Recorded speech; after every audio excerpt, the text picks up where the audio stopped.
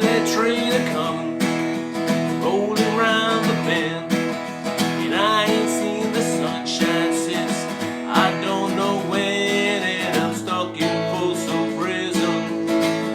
Time keeps dragging on, and that train keeps rolling on down to St. Anne's.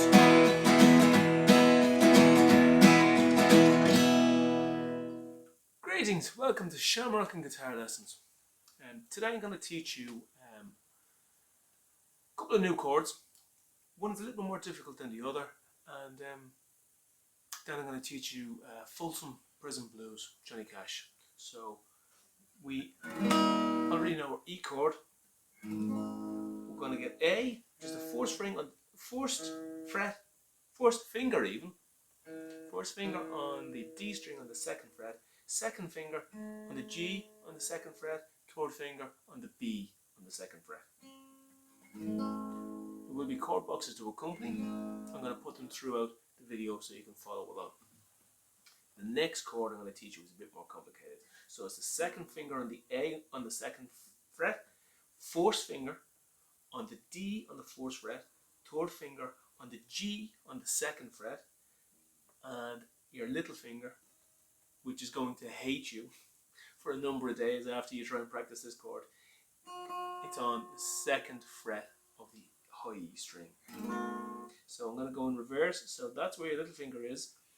On the first string on the second fret, then you are going to have your third finger on the second fret of the G, fourth finger on the fourth fret of the D, and your second finger on the second fret of the A, and it'll sound like this. And that B7 is for what they call a turnaround. It's the turnaround part of a song, which does what it says you would think it would do. It basically turns the song back around to start the section again. So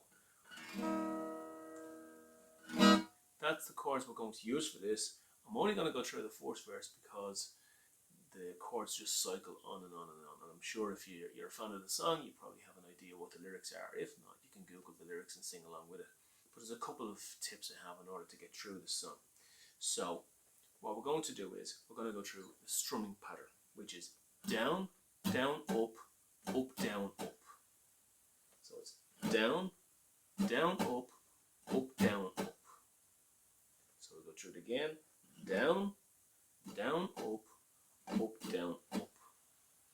So on the last one where you come up, you're ready for the first part of the next one, which is a down. So you're always leading into it then. So it's down, down, up, down, up.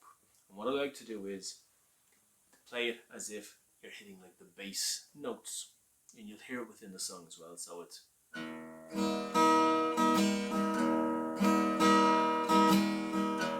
so you're hitting off the E, the low E string, and then the chord. So you're playing the bass note,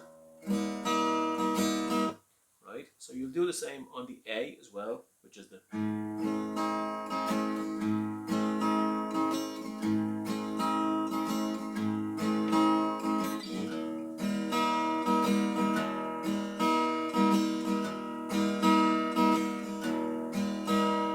So then you will get your B7 chord coming in, which is a little bit more difficult, so take your time with it. And as I said in the other video, if you wanted to just to practice the chord and the transition between them, do your silent practice. If you're sitting in front of your television again, just take your right hand, place it across the strings, and go through the chords that you know already, and then try and hit your B7. Don't be afraid to get it wrong. Everybody gets things wrong before they get them correct. And anybody who's never done anything wrong has never done anything, as they say. So your B7, you can follow along with where my fingers are, and there'll also be chord boxes. Just make sure you know that your fingers are going in the correct place, and just make sure that your fingers are arched sufficiently enough that you're not muting any of the other strings.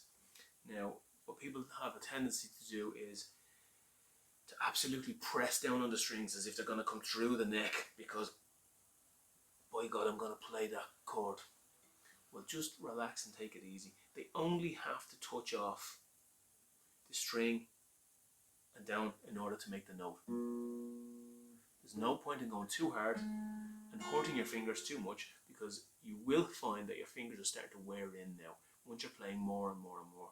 There's no point in putting undue pressure on your fingers just to absolutely make that one chord, and then you can't practice a day because your fingers are too sore. So just take it easy. Just make sure that you know where your fingers are going on the fingerboard.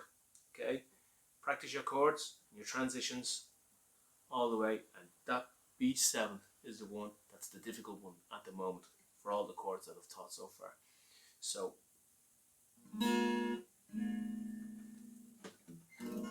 your B7 has that quirky one. It goes back to the E, and then what you can do is, if you're comfortable with all of what I've just taught up to now, there's a nice little note, an extra note that you can put in. It won't be in the tab boxes or in the chord boxes, but what you can do is, just as you get to that end section,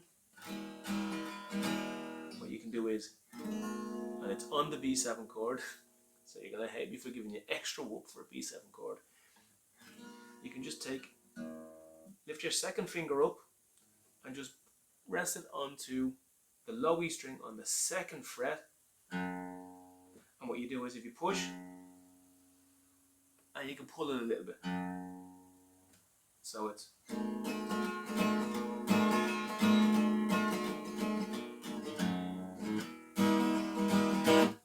don't want to do that part, that's completely fine.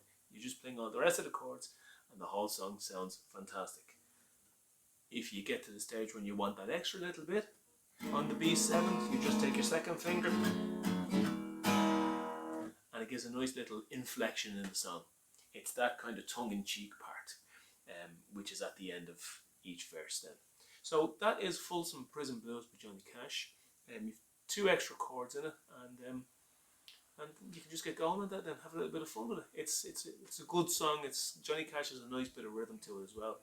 So I'm going to be touching on a few different styles in the different videos, but that's about all for now.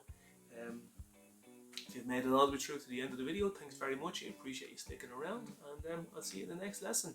Thanks very much for joining me. See you next time.